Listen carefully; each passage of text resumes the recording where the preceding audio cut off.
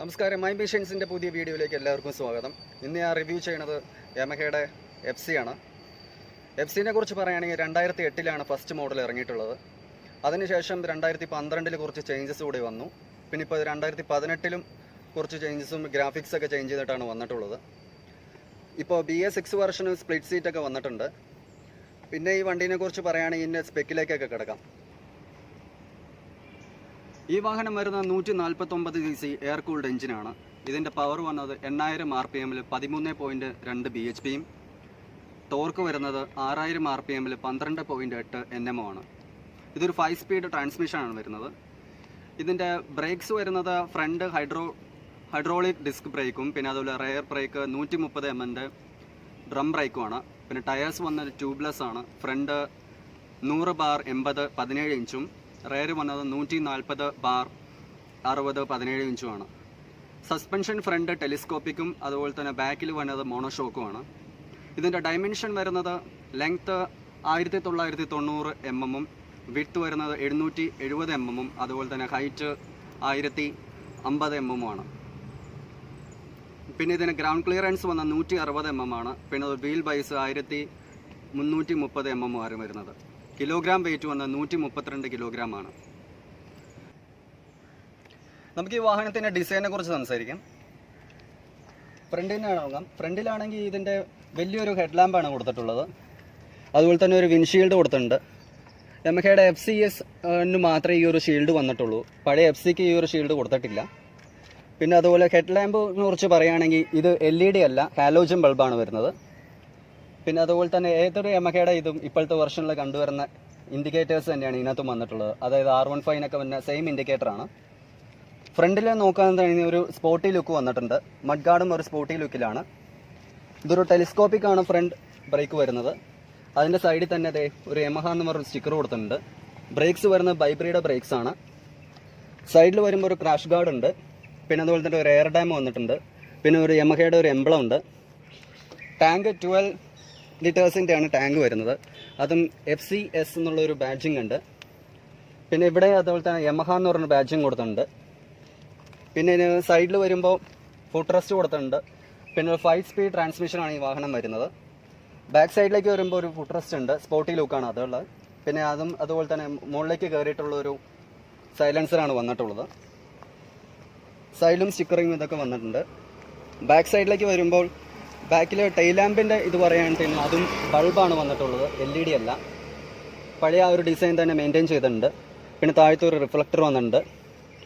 പിന്നെ അതുപോലെ ചേർന്നിട്ടായിട്ടുള്ളൊരു ഇൻഡിക്കേറ്റേഴ്സും ഉണ്ട് രണ്ട് സൈഡിലും. പിന്നെ മുകളിലേക്ക് വരുന്ന സമയത്ത് ഇവിടെ ഒരു സ്പ്ലിറ്റ് സീറ്റാണ് വരുന്നത്. പഴയ FCക്ക് വന്നുകൊണ്ടിരുന്നത് കംപ്ലീറ്റ് ആയിട്ടുള്ളൊരു സീറ്റാണ്. ഇതൊരു സ്പ്ലിറ്റ് മോഡലാണ് ഇപ്പോൾ വരുന്നത്. അത് കഴിഞ്ഞ് ഇപ്പോൾ BS6 വർഷം വന്നപ്പോഴും പഴയ രീതിയിൽ തന്നെ ഫോളോ ചെയ്യുന്നുണ്ട്, ഫുൾ കവേർഡുള്ള സീറ്റും. പിന്നെ ഒരു നല്ലൊരു ബാറുണ്ട്. ഇത് നല്ലൊരു ഗ്രിപ്പൊക്കെ തരുന്ന ഒരു ബാറാണത്. പിന്നെ ഈ സൈഡിലേക്ക് വരുമ്പോൾ ഒരു സാരി ഗാർഡ് കൊടുത്തിട്ടുണ്ട്. പിന്നെ ലേഡീസിനുള്ള ഫുട് റെസ്റ്റും പിന്നെ അതുപോലെ സ്പോർട്ടിംഗ് ലുക്കുള്ള ബാക്കിൽ ഫുട് റെസ്റ്റും കൊടുത്തിട്ടുണ്ട്. ഈ സൈഡിലും ഒരു ഫുട് റെസ്റ്റ് ഉണ്ട്. അതുപോലെ 5 സ്പീഡ് ട്രാൻസ്മിഷൻ്റെ ഗിയറിൻ്റെ ഇത് കാണിച്ചിട്ടുണ്ട്. ഇതാണ് ഇതിൻ്റെ എൻജിൻ വരുന്നത്.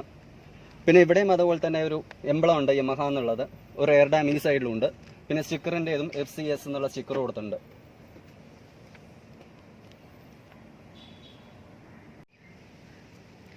ഇനി നമുക്ക് ഇതിൻ്റെ മീറ്റർ കൺസോളിനെ കുറിച്ച് പറയാം. മീറ്റർ കൺസോൾ വരുന്നത് ഫുള്ളി ഡിജിറ്റലാണ്. സ്പീഡോമീറ്റർ, ടാക്കോമീറ്ററും ട്രിപ്പ് മീറ്ററും അതുപോലെ ഫ്യൂൽ ഗേജിൻ്റെ ഇത് കൊടുത്തിട്ടുണ്ട്. ഇത് ബ്രൈറ്റ് ലൈറ്റിൻ്റെ ഇത് കാണിക്കും. അതുപോലെ തന്നെ ഇവിടെ ഇൻഡിക്കേറ്ററിൻ്റെ ഇത് വരും. ഇത് ന്യൂട്രലാണ്. പിന്നെ ഈ സൈഡിൽ ഇത് വരുമ്പോൾ നമ്മൾ ഹാൻഡിൽ നല്ലൊരു വീതിയുള്ള ഹാൻഡിൽ ബാറാണ് കൊടുത്തിട്ടുള്ളത്. അതിൻ്റെ ലെഫ്റ്റ് സൈഡിൽ വരികയാണെങ്കിൽ ബ്രൈറ്റും ഡിമ്മും കാണിക്കുന്ന ഒരു സ്വിച്ചും പിന്നെ ഇൻഡിക്കേറ്റർ സ്വിച്ചും പിന്നെ ഇപ്പുറത്ത് വരുമ്പോൾ ഹോണാണ് വരുന്നത്.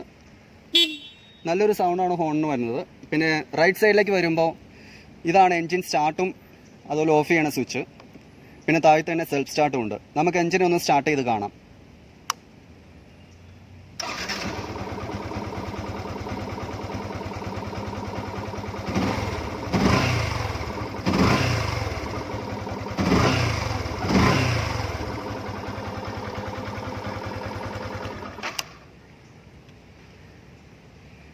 പിന്നെ ടാങ്ക് ഫ്യൂവൽ ഇതിൻ്റെ കപ്പാസിറ്റി വരുന്നത് 12 ലിറ്റേഴ്സാണ്. എൻ്റെ ഫ്രണ്ടിൽ തന്നെ ഇവിടെ ഒരു ബ്ലൂ കോർ എന്ന് പറഞ്ഞൊരു എംബ്ലവും കൊടുത്തിട്ടുണ്ട്.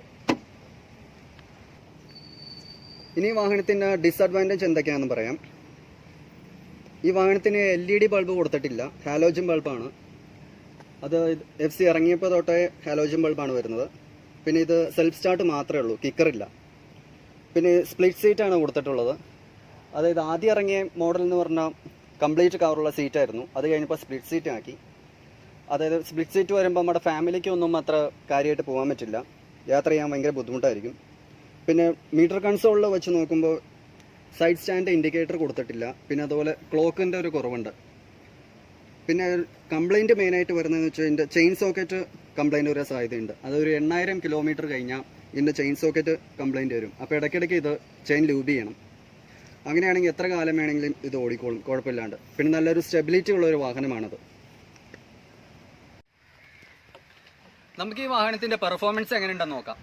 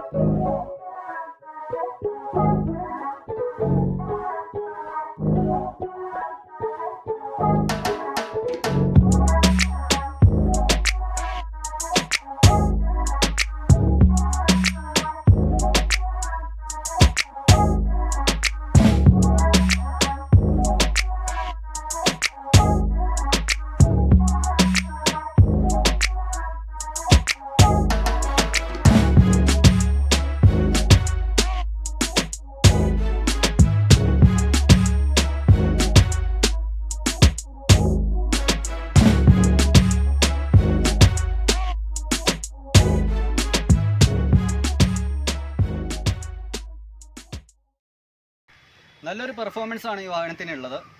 അതായത് ഓടിച്ചപ്പോൾ നല്ലൊരു മൈലേജ് ഇതൊക്കെ കിട്ടുന്നുണ്ട്. പവറിൻ്റെ കാര്യം കുഴപ്പമില്ല, നല്ല സ്റ്റെബിലിറ്റി ഉണ്ട്. ഈ വാഹനത്തിന് വന്ന മൈലേജ് 45-നും 55-നും ഇടയിലാണ്. ഏതാണ്ട് ഒരു 54 വരെ നമുക്ക് മൈലേജ് കിട്ടുന്നുണ്ട് ഈ വാഹനത്തിന്. പിന്നെ വേറൊരു കാര്യം എടുത്തു പറയാനുള്ളത്, ഇതിൻ്റെ സ്റ്റെബിലിറ്റി നല്ലോണം ഉണ്ടെങ്കിലും റൈഡർക്ക് വലിയ പ്രശ്നം വന്നില്ല. ഇപ്പോൾ ലോങ് ഡ്രൈവ് ഒക്കെ പോവുകയാണെങ്കിൽ ബാക്കിലിരിക്കുന്ന ആൾക്ക് ഭയങ്കര ബുദ്ധിമുട്ടായിട്ടുണ്ട്. കാരണം ഇതിൻ്റെ സീറ്റ് അത്ര കംഫർട്ടല്ല. അതിപ്പോൾ ഒരാൾ മാത്രമാണ് ഓടിക്കണമെങ്കിൽ നല്ല കംഫർട്ടാണ് ഈ വാഹനം നൽകുന്നത്. യമഹ FCSൻ്റെ വീഡിയോ നിങ്ങൾക്ക് എല്ലാവർക്കും ഇഷ്ടപ്പെടുമെന്ന് വിചാരിക്കണം. ഇഷ്ടപ്പെട്ടെങ്കിൽ ഈ ചാനൽ ഒന്ന് സബ്സ്ക്രൈബ് ചെയ്യുക, അടുത്തുള്ള ബെല്ലൈക്കൺ ഒന്ന് അമർത്തുക. പുതിയൊരു വാഹനം അല്ലെങ്കിൽ കാറോ ബൈക്കായിട്ട് നിങ്ങളുടെ മുമ്പിൽ വരുന്നതായിരിക്കും. അതുവരേക്കും ബൈ.